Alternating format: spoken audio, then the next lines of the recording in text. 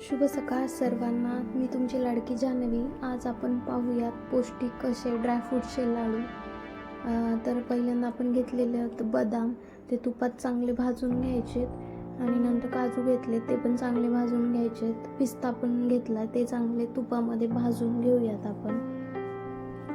त्यानंतर आपण टरबूजाच्या बिया घेतलेल्या आहेत. त्या शरीरासाठी खूप चांगल्या असतात. त्यामध्ये व्हिटॅमिन सी आणि ए असतं आणि खनिजे प्रॉपर्टीज असतात त्यात. ते शरीराला हायड्रेट्स पण ठेवतात.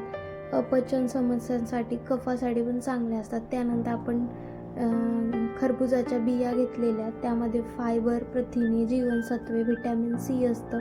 त्वचेसाठी खूप चांगलं असतं आणि केसांसाठी पण. त्यानंतर आपण खोबरं घेतलं आहे बारीक खिसून, चांगलं असं. हा ओला खोबरं नाही आहे, पण त्यामध्ये आपण तूप टाकून हे चांगलं आपल्याला खरपूस असं भाजून घ्यायचं आहे चांगलं मंद आचेवरती.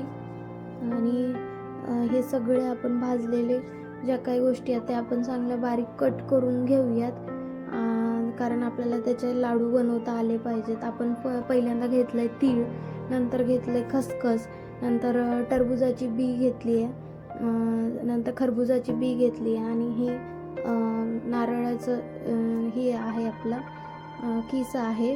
नंतर आपण बदाम घेतलेत, काजू घेतलेत, मनुका घेतला आहे आणि पिस्ता घेतला आहे. आणि त्याच्यानंतर आपण हे डेट्स घेतलेत, म्हणजे खजुराच्या हे सीडलेस घेतले, कारण आपल्याला ते त्यामध्येच लाडू बनवायचे आहेत. आता कोणी कोणी एक सेंद्रिय गूळ पण टाकतात.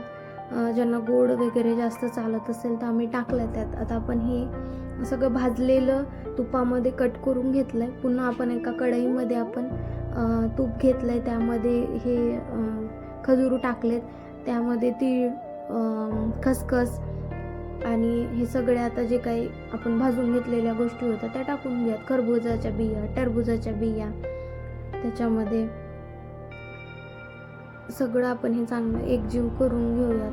त्याच्यामध्ये आपण बदाम, काजू, हे सगळं जेवढं काही भाजलं होतं ते एकत्र टाकून आपण जे काही आपले खजूर आहेत त्याला चांगलं ओलावा निर्माण होतो जेव्हा आपण भाजतो तेव्हा, आणि त्यामुळे हे बाइंडिंगसाठी टेक्स्चर चांगलं बनतं. तर हे सगळं जे काही आपण मिश्रण घेतलं, गोष्टी घेतल्या होत्या, तर ते एकजीव करण्यासाठी हे डेट्सचा वापर होतो. आणि या प्रत्येक गोष्टींमध्ये खूप जास्त प्रोटीन आहे, व्हिटॅमिन आहे. ह्या सगळ्या गोष्टी शरीरासाठी खूप हेल्दी आहेत. म्हणजे प्रत्येक प्रकारची आपल्याला व्हिटॅमिन ह्याच्यामधून भेटली जातात. स्किनसाठी, हेअरसाठी, सगळ्या गोष्टींसाठी हे आपल्याला उपयुक्त आहे. आणि त्याच्यात आपण तुपात हे सगळे लाडू बनवलेले आहेत. तर तुम्ही पण घरी नक्की ट्राय करून घ्या. आणि हे थोडंसं मिश्रण थंड झालं की तुपाने आपण ह्याला चांगले लाडू वळून घेऊयात. तर तयार झाले ते हे ड्रायफ्रूटचे लाडू. तुम्ही पण घरी नक्की ट्राय करा. तुम्ही पण रेसिपी नक्की ट्राय करा आणि मला कमेंट करून सांगा कसे वाटले हे ड्रायफ्रूटचे लाडू. आणि हे खूप हेल्दी गोष्ट आहे, ते तुम्ही खाऊन पण बघा आणि तुमच्या शरीरावरती खूप याचा चांगल्या प्रकारे